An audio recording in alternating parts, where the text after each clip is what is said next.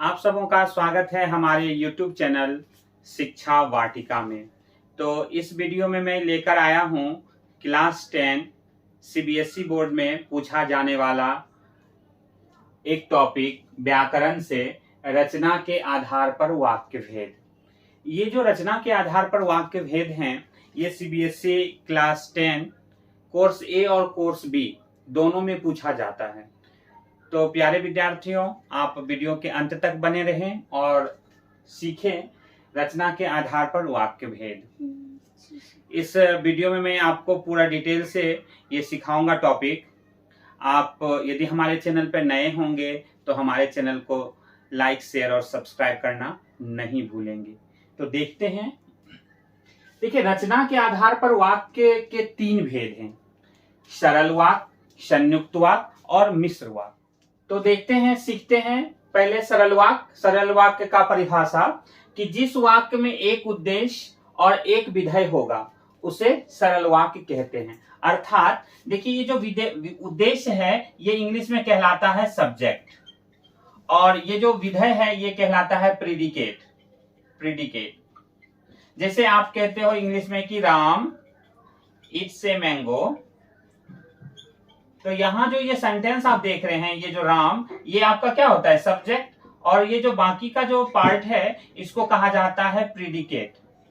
उसी तरह से आपको ये हिंदी में भी समझना है, इसको कहा जाता है कर्ता या उद्देश्य, और रिमेनिंग पार्ट ऑफ सेंटेंस जो है ये कहलाता है आपका विधेय। तो ध्यान रखेंगे कि जो सरल वाक्य होगा उसमें क्या होता है कि एक ही उद्देश्य और एक ही विधेय होगा। जैसे कि आप और भी सेंटेंस देखिए यहाँ हिंदी से, कि जैसे मैंने कहा कि मोहन पढ़कर खेलता है। मोहन पढ़कर खेलता है। तो यहां पर आप देख रहे हैं ये जो मोहन वाक्य है ये आपका क्या है? सब्जेक्ट है, कर्ता कारक है। और बाकी ये जो पढ़कर खेलता है ये आपका है विधेय। ठीक है, तो ये पूरा देख रहे हैं एक ही पार्ट है। यानी सेंटेंस में जो क्लोजिंग वर्ब होगा, जो मेन वर्ब होगा, वो मात्र एक ही होगा। देखिए, पढ़कर खेलता है, पढ़ना हो गया फिर खेल रहा है। या आप दूसरा उदाहरण देखिए कि मैं हिंदी पढ़ने के लिए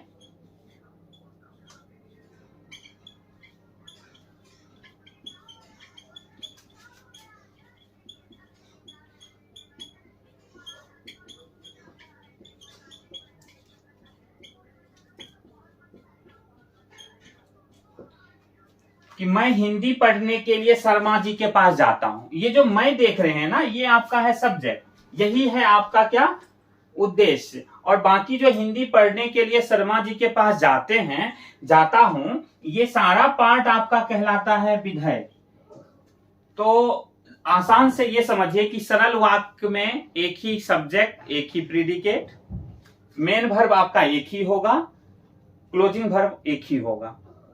लेकिन जो संयुक्त वाक्य होगा और मिश्र वाक्य होंगे, उसमें क्या होता है कि सेंटेंस 2 पार्ट में बटा हुआ रहेगा, उसमें 2 उपवाक्य होंगे। लेकिन सरल वाक्य में जो सिंपल सेंटेंस हैं ये आपका देखोगे कि सिर्फ एक ही पार्ट में बटा हुआ रहेगा। क्लियर? देखते हैं अब संयुक्त वाक्य कि जिस वाक्य में 2 या 2 से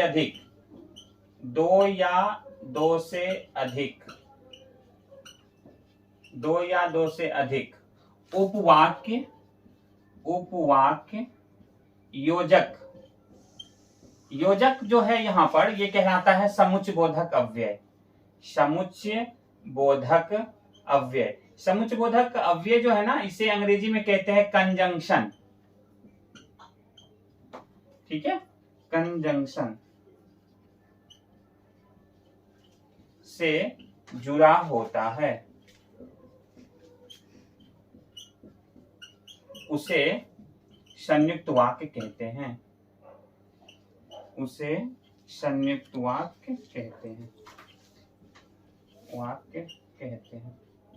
देखो बच्चों, ध्यान में ये रखना है। देखो, संयुक्त वाक्य ज्यादा कोई हार्ड नहीं है। कहता है कि जिस वाक्य में 2 या 2 से अधिक उपवाक्य योजक समुच्चय बोधक अव्यय कंजंक्शन से जुड़ा होता है उसे संयुक्त वाक्य कहते हैं। तो देखिए ये जो योजक है ना, इसे आप बस याद रखिए और कुछ भी आपको ज्यादा दिमाग नहीं लगाना है। देखिए जैसे योजक है ना, ये होते क्या क्या है, और, लेकिन, किंतु, परंतु,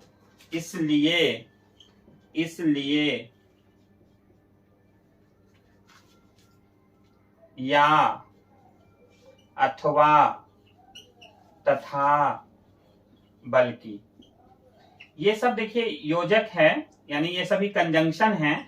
इसे आपको बस माइंड में रखना है कि और, लेकिन, किंतु, परंतु, और, लेकिन, किंतु, परंतु, इसीलिए, या, अथवा, तथा, बल्कि।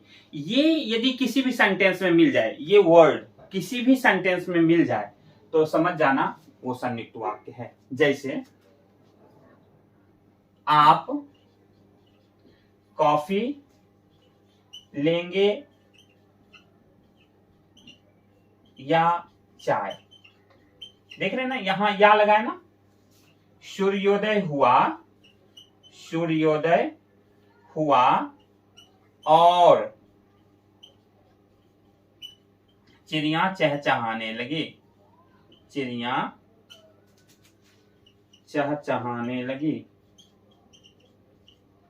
तो ध्यान में रखना बच्चों कि इस तरह के जो सेंटेंस होंगे, सूर्योदय हुआ और चिड़िया चहचहाने, ये जो और लगा हुआ मिल गया, इसीलिए ये सेंटेंस संयुक्त वाक्य का होगा। ठीक है, ऐसे बहुत सारे उदाहरण होंगे कि वह बीमार था इसीलिए विद्यालय नहीं गया। देखिए इसलिए लग गया। आपका इसमें से कोई भी वर्ड यदि सेंटेंस में मिल जाए तो आप समझ जाना कि वो सेंटेंस संयुक्त वाक्य का सेंटेंस होगा। ओके, अब देखते हैं जिस वाक्य में एक से अधिक उपवाक्य होते हैं, जिसमें एक प्रधान तो दूसरा आश्रित होता है। समझ गए? देखिए पॉइंट को समझिए, कुछ भी ज्यादा खास इसमें भी हार्ड नहीं है कि जिस वाक्य में मिश्र वाक्य, जिस वाक्य में एक से अधिक उपवाक्य होते हैं, जिसमें एक प्रधान तथा दूसरा आश्रित होता है। तो कहने का मतलब ये हुआ कि एक जो होगा वो होगा मेन क्लॉज और दूसरा होगा आपका डिपेंडेंट क्लॉज। इसमें भी आपको कुछ पॉइंट्स याद रखने हैं, जैसे कि क्योंकि, जो, जिस, तो, यद्यपि, ठीक है, यदि तो, अगर तो, जैसे वैसे,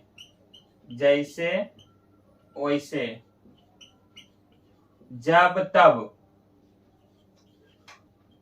ये यदि किसी भी सेंटेंस में आपको मिल जाए ना तो समझ जाइएगा कि ये सेंटेंस हमारा किसका उदाहरण होगा, मिश्र वाक्य का। जिस वाक्य में ध्यान देंगे कि क्योंकि, जो, जिस, तो, यद्यपि, यदि तो, अगर तो, जैसे वैसे, जब तब। तो कहने का अर्थ, जैसे देखिए इसका एग्जाम्पल देखिए, वह जो वहां खड़ी है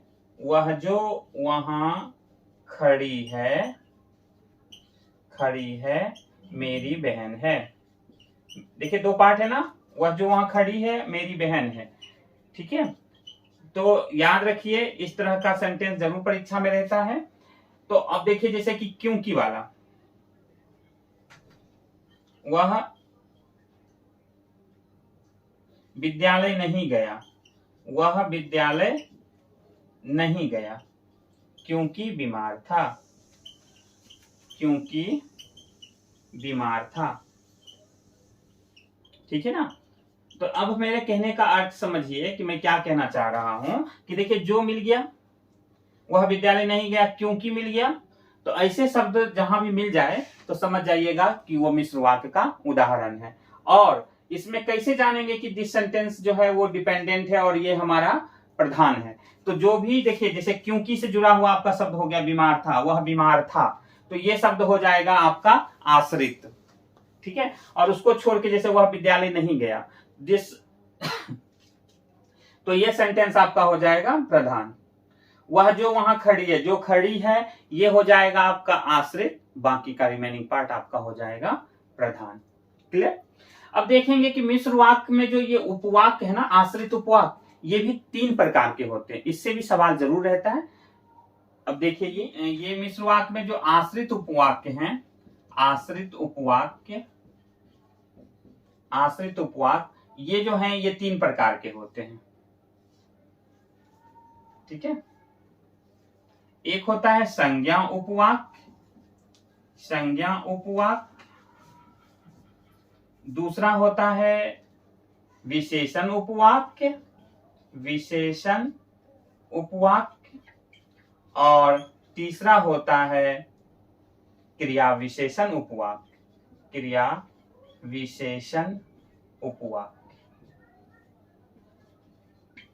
अब देखो बच्चों, इसको कैसे पहचानेंगे कि सेंटेंस में? तो बहुत आसान है, इसमें आपको मिलेगा की लिखा हुआ, बस और कुछ नहीं दिमाग। इसमें मिलेगा आपको जो और जिस, और बाकी जो भी मिलेगा सब होगा क्रिया विशेषण। जैसे कि यदि तो, अगर तो, ऐसा सेंटेंस जब भी मिलेगा तो समझ जाइएगा जैसे वैसे, तो ये समझ जाइएगा आपका है क्रिया विशेषण, यानी एडवर्बियल क्लॉज। ये हो गया आपका एडजेक्टिव और ये हो गया नाउन। क्लियर? जैसे कि सेंटेंस देखिए, वह कहता है कि कल छुट्टी है,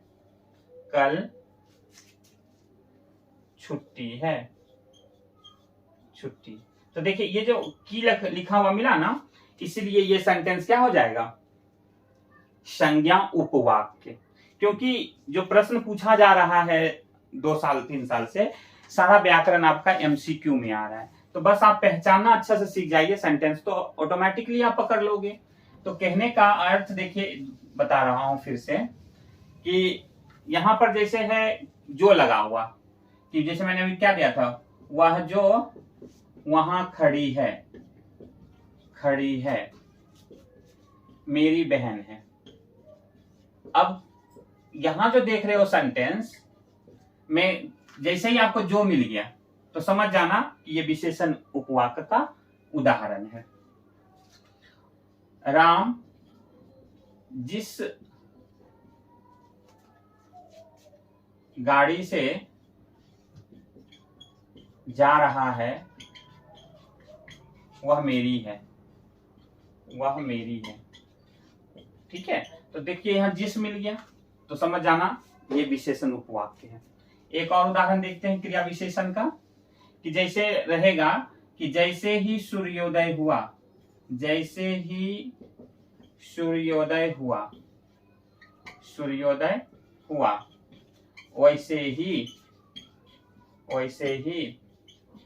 सब जग गए।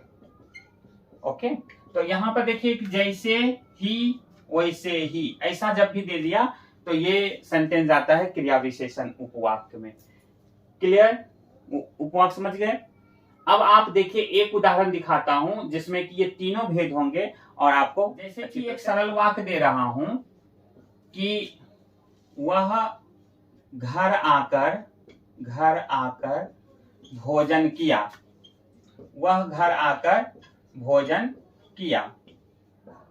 ओके, तो जो ये संयुक्त वाक्य होगा, इसमें देखिए क्या है कि घर आकर भोजन किया मेन वर्ब एक ही है। अब हमें इसको 2 पार्ट में बांट देना है। इसी को लिखेंगे कि वह घर आया और भोजन किया, ये चला जाएगा आपका सेंटेंस संयुक्त वाक्य, कंपाउंड सेंटेंस बोलते हैं इंग्लिश में। मिश्र वाक्य में कॉम्प्लेक्स सेंटेंस होता है। मिश्र वाक्य कैसे बनाएंगे इसको, कि जैसे ही वह घर आया, जैसे ही वह घर आया, या जब वह घर आया तब भोजन किया, ये भी हो सकता है। जैसे ही वह घर आया वैसे ही भोजन किया, वैसे ही भोजन किया। समझ गए? तो हमेशा याद रखिए, आपका परीक्षा में जो सवाल रहेगा एमसीक्यू में रहेगा, सरल दिया रहेगा, कहेगा संयुक्त कौन सा होगा, तो उस संयुक्त के जो भी नियम आपको बताए हैं और लेकिन किंतु परंतु रट्टा मार लीजिए। और पूछेगा कि मिश्र कौन सा होगा, तो उसके लिए आपको कि, क्योंकि, जो, जिस, ऐसे शब्द जो दिए हैं वो याद कर लीजिए। आप 100% सरल वाक्य, संयुक्त वाक्य और मिश्र वाक्य में मार्क्स लाएंगे। इसी तरह के वीडियो में और भी लेकर आता रहूंगा। आप वीडियो को देखते रहें, अच्छी लगे तो लाइक और सब्सक्राइब करें। धन्यवाद।